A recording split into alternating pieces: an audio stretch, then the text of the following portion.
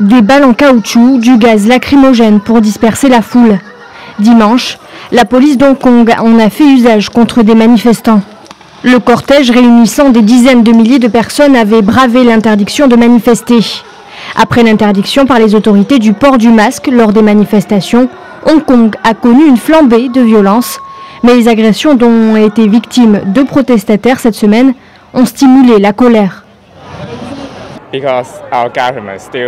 Nous ne sommes pas en confrontation avec la police. Nous sommes ici plutôt pour protéger nos citoyens. Nous sommes ici parce que le gouvernement n'a pas accepté nos 5 revendications et continue de nous priver de notre liberté de parole et de manifester. À la mi-journée, des protestataires armés de parapluies se sont joints à ce rassemblement interdit pour le 20e week-end consécutif. Plusieurs tentent de se rendre dans le quartier Tsim Sha Tsui, symbole de Pékin pour faire pression sur le gouvernement local.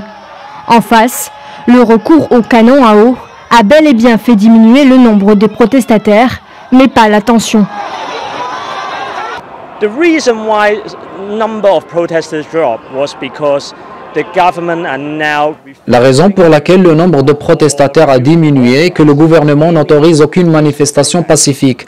À croire que cela va baisser la tension. C'est tout le contraire. Le mouvement se renforce. Vous voyez, chaque manifestant autour de nous est en train d'enfreindre littéralement la loi.